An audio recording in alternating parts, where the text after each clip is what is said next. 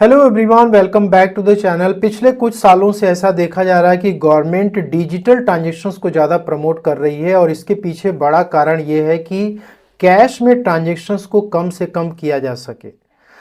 अब दोस्तों, कैश में लेन देन यदि आप करते हैं तो अब आपको भी सावधान हो जाने की ज़रूरत है, क्योंकि अब आ चुका है न्यू इनकम टैक्स एक्ट 2025 जो कि 1 अप्रैल 2026 से एप्लीकेबल होने जा रहा है।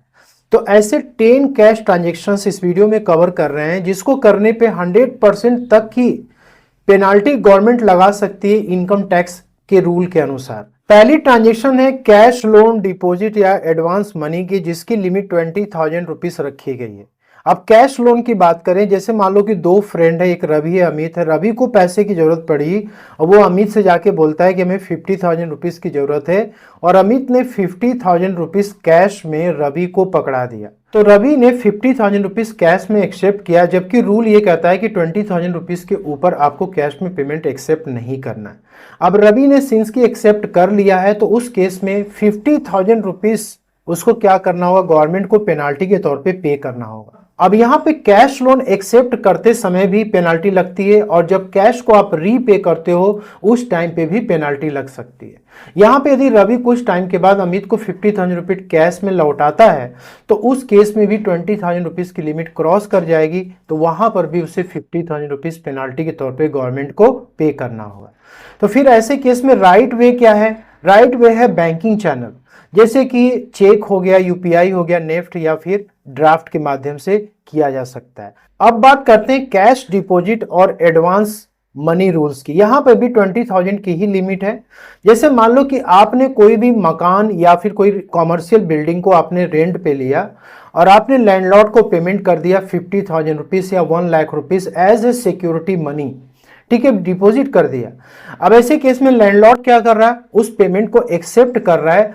यहां पे 20,000 रुपीज की लिमिट है, जबकि लैंडलॉर्ड 50,000 रुपीज क्या कर रहा है, एक्सेप्ट कर रहा है, वो भी कैश में।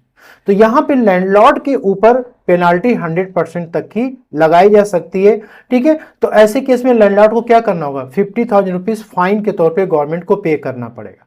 नेक्स्ट यहाँ पे है एडवांस मनी। कोई प्रॉपर्टी आप बाई करने जा रहे हो, लेट से कि कोई फ्लैट हो गया या लैंड हो गया, और आप टोकन मनी या एडवांस मनी के तौर पे आप पेमेंट कुछ दे रहे हो उस पर्सन को, तो ऐसे केस में मान लो कि 1 लाख रुपीस का आपने क्या कर दिया, एडवांस मनी दे दिया उस पर्सन को, ठीक है, सेलर को। अब सेलर 1 लाख रुपीस कैश में एक्सेप्ट कर रहा है, सिंस की 20,000 रुपीस की लिमिट है, ये क्रॉस कर चुकी है। तो यहां पे जो सेलर है उसके ऊपर 100% की पेनाल्टी लगेगी, जो कि उसे गवर्नमेंट को पे करना पड़ेगा। तो न्यू इनकम टैक्स एक्ट 2025 के अनुसार जो कैश लोन है, डिपॉजिट, एडवांस मनी को एक्सेप्ट करने का जो सेक्शन है वो है सेक्शन 185, और जो उसको रीपे करने का सेक्शन है वो है सेक्शन 188। दोनों के ही सेक्शन अलग अलग हैं। अब वो चाहे आप कैश लोन या डिपॉजिट हो या फिर प्रॉपर्टी के ट्रांजेक्शन हो, आप जब पैसे को लौटाते हो तो उस समय 188 सेक्शन एप्लीकेबल हो जाएगा, और एक्सेप्ट करते समय 185 एप्लीकेबल होगा। अब यहां पे क्या है कि आपने यदि पेमेंट को एक्सेप्ट किया 20,000 रुपीज से ज्यादा कैश में, तो उस केस में जो पेनाल्टी 100% तक की लगेगी वो सेक्शन 450 में कवर्ड किया गया न्यू इनकम टैक्स एक्ट 2025 में।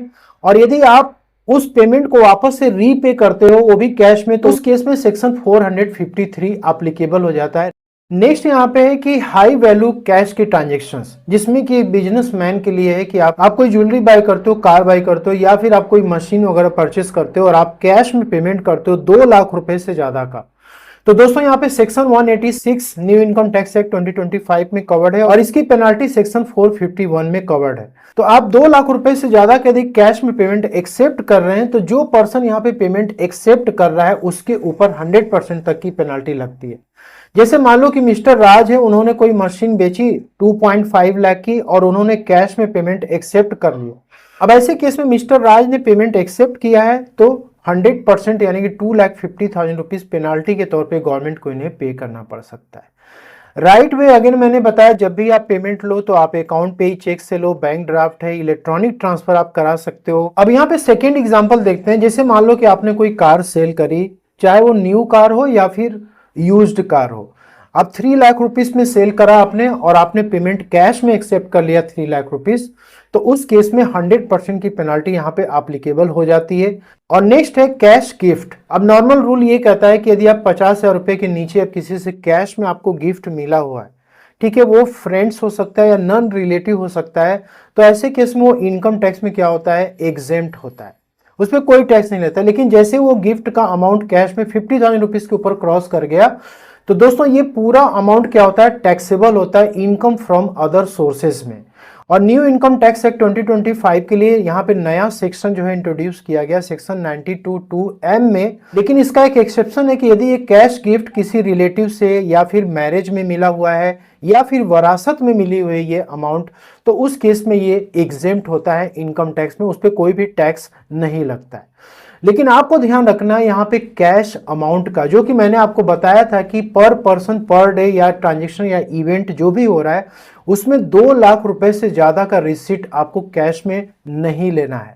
तो सेक्शन 186 के अनुसार इसको जो है बंद किया गया और सेक्शन 451 में इसकी पेनल्टी एप्लीकेबल हो जाती है। तो यहाँ पे ये कि यदि आप किसी फ्रेंड से या नॉन रिलेटिव से आपको पेमेंट मिला हुआ है 50,000 रुपीज से ज्यादा का, तो वो फुली टैक्सेबल हो जाएगा सेक्शन 92 के अनुसार। अब इसके बाद मान लो कि ये पेमेंट आपने कैश में ले रखा है, ठीक है, लेट से कि 2,50,000 रुपए आपको कैश गिफ्ट मिल गया, तो उस केस में 100% की पेनल्टी जो है 2,50,000 रुपीज ये तो लौटानी पड़ेगी। और साथ में दोस्तों जो भी टैक्सेस आएंगे जो कि कैश में आपने पेमेंट ले रखा है 50,000 रुपीज से ज्यादा का, उस पे जो टैक्स आपका बनेगा स्लैब रेट के अनुसार वो तो आपको पे करना ही पड़ेगा, साथ में 2.5 लाख ये पेनाल्टी के तौर पे भी पे करना होगा। दोस्तों नेक्स्ट यहाँ पे टीडीएस ऑन कैश विड्रॉल, ये भी कैश ट्रांजेक्शन्स का ही पार्ट है और न्यू इनकम टैक्स एक्ट 2025 में इसको सेक्शन 393 में दोस्तों डाल दिया गया, पहले सेक्शन 194(n) में था, ठीक है। तो यहाँ पे देखिए पेनाल्टी के प्रोविजन तब एप्लीकेबल होते हैं जब हम इस कैश को एक्सप्लेन नहीं कर पाते। लेट से कि आपने बैंक से जो कि ह्यूज अमाउंट आपने कैश के विड्रॉ किए हुए हैं और उसका आप सोर्स नहीं बता पाते, इनकम टैक्स रिटर्न में आप उसको डिक्लेयर नहीं कर पाते हैं और आपकी आईटीआर स्क्रूटनी के लिए सेलेक्ट की जाती है, ऐसे केस में आप एक्सप्लेन नहीं कर पाते हो कि कैश आपके पास कहां से आया, तो उस केस में पेनाल्टी दोस्तों यहाँ पे एप्लीकेबल होती है। यहाँ पे ये कि जो लोग अपनी आईटीआर को फाइल कर रहे हैं लास्ट 3 ईयर से, ऐसे केस में 1 करोड़ रुपीज तक कैश आप विड्रॉ करो, कोई टीडीएस नहीं कटने वाला इस पर। 1 करोड़ रुपीज के ऊपर जैसे जाएगा 2% के रेट से टीडीएस डिडक्ट होता है, और जब टीडीएस डिडक्ट होता है तो ये आपके पैन नंबर पर रिपोर्ट हो जाता है, इसलिए डिपार्टमेंट के नजर में ये ट्रांजेक्शन्स हाईलाइट हो जाते हैं। और यहाँ पे यदि आप आईटीआर ही नहीं फाइल करते और आप बैंक से कैश विड्रॉ कर रहे हो तो 20 लाख रुपीस तक तो कोई टीडीएस नहीं कटेगा। 20 लाख से लेके 1 करोड़ रुपीस तक में 2% का रेट से टीडीएस कटता है और 1 करोड़ रुपीस के ऊपर जाएगा तो 5% रेट से टीडीएस डिडक्ट होता है।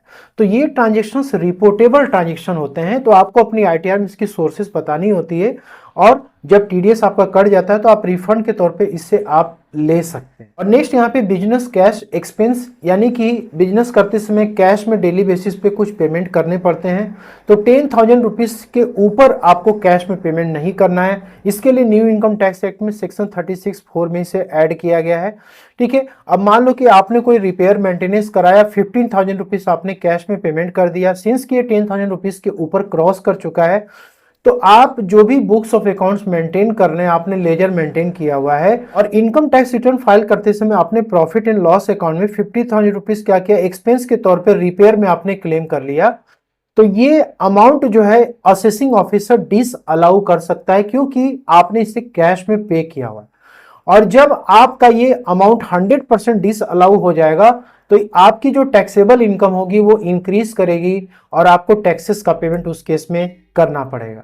इसीलिए जब भी वो 10,000 रुपीज के ऊपर आपका पेमेंट यदि जाता है तो आप चेक के थ्रू, यूपीआई के थ्रू या बैंक ट्रांसफर के थ्रू आप इसको कर सकते। अब दोस्तों चाहे वो प्रॉपर्टी का ट्रांजेक्शन हो या फिर कैश विड्रॉल हो बैंक का, जिसमें कि ह्यूज अमाउंट में आपने यदि कैश विड्रॉ कर रखा है, ट्रांजेक्शन्स की हुई आपने कैश में और उसको आप एक्सप्लेन नहीं कर पाते, ठीक है, जो भी कैश क्रेडिट है, इन्वेस्टमेंट है, उसको आप एक्सप्लेन नहीं कर पाते हैं तो वो अनएक्सप्लेन्ड की कैटेगरी में आता है। अब न्यू इनकम टैक्स एक्ट में 2025 में सेक्शन 102 में अनएक्सप्लेन्ड क्रेडिट को डाल दिया गया, अनएक्सप्लेन्ड इन्वेस्टमेंट को 103 में डाल दिया गया है, अनएक्सप्लेन्ड मनी आपकी है जो कि सर्च एंड सीजर के दौरान घर में पकड़ी जाती है, दुकान में पकड़ी जाती है, तो उस केस में 104 में इसको डाला गया। अब ऐसे केस में क्या होता है कि आपका कैश हो, इन्वेस्टमेंट हो या फिर मनी हो जो कि सर्च एंड सीजर्स में पाया गया, लेकिन आपने कोई satisfactory explanation income tax officer को आपने नहीं दिया, तो ऐसे केस में ये आपकी क्या मानी जाती है, डीम्ड इनकम मानी जाती है। मतलब ये पूरा अमाउंट आपका क्या माना जाएगा, इनकम मान लिया जाता है। तो उस केस में सेक्शन 195 के अकॉर्डिंग टैक्स के रेट्स एप्लीकेबल हो जाते हैं। उसके बाद पेनाल्टी के भी प्रोविजन एप्लीकेबल हो जाते हैं सेक्शन 443 में। ठीक है, और पेनाल्टी जो लगती है वो 10% ऑफ द टैक्स पेएबल, जो भी टैक्सेस आएंगे 10% के रेट से पेनाल्टी लगेगी। एग्जाम्पल के लिए मान लो कि आपका अनएक्सप्लेन्ड मनी 10 लाख रुपीस का है, तो ऐसे केस में ये अमाउंट क्या हो जाएगा, इनकम मान लिया जाएगा। 60% तो टैक्सेस लग जाएंगे, तो यानी 6 लाख आ गया। सरचार्ज 25% लग जाता है 1,50,000, तो टोटल यहाँ पे टैक्स और सरचार्ज 7,50,000 का आ गया। एजुकेशन सेस 4% 30,000, तो टोटल आपका जो टैक्स लायबिलिटी है वो 7,80,000 रुपीज की आ जाती है। ठीक है, और यहाँ पे पेनाल्टी जो है 10% का अप्लीकेबल हो जाता है, तो 60,000 रुपीज पेनाल्टी का, मतलब ये टोटल 84% आपके अनएक्सप्लेन्ड मनी पे ये अमाउंट आपको पे करना पड़ सकता है। और नेक्स्ट यहाँ पे है कि आपने कोई कैपिटल एसेट्स बाई किया हुआ है अपने बिजनेस के लिए। बहुत सारे लोग प्लांट, मशीनरी, कंप्यूटर या जो भी आइटम्स बाई कर रहे हैं, उस केस में सेक्शन 39(2) में इसे कवर किया गया कि आप 10,000 रुपीज से ज्यादा का पेमेंट कैश में नहीं कर सकते। जैसे मान लो आपने कोई मशीन बाई की, आपने 50,000 का बाई किया, 20,000 आपने कैश में दे दिया, 30,000 रुपीज आपने चेक के थ्रू पे किया। तो सिंस कि ये 10,000 रुपीज के ऊपर क्रॉस कर चुका है, ठीक है, तो यहाँ पे सिर्फ 30,000 रुपीज ही जो इनकम टैक्स डिपार्टमेंट है वो उसको एक्चुअल कॉस्ट मानेगा इस मशीन के लिए। ठीक है, 20,000 नहीं मानेगा। मतलब 20,000 रुपीज की जो मशीन कॉस्ट है उस पर आप डेप्रिसिएशन क्लेम नहीं कर सकते। देखिए ये इंपॉर्टेंट फैक्टर है, जो भी एसेट्स आप लेते हो बिजनेस में उस पर आप डेप्रिसिएशन क्लेम करते हो, लेकिन कंडीशन ये है कि आपको एसेट्स ऑनलाइन मोड में बैंकिंग चैनल के थ्रू बाई करनी है यदि वो 10,000 रुपीज के ऊपर क्रॉस कर रहा है। तो यदि आपने कैश में बाई कर लिया तो वो डिसअलाउ हो जाएगा और आप डेप्रिसिएशन क्लेम नहीं कर सकते। ऐसे केस में आपको ज्यादा टैक्सेस पे करने पड़ सकते। वीडियो पसंद आई तो इसे लाइक शेयर जरूर करें। Thank you so much.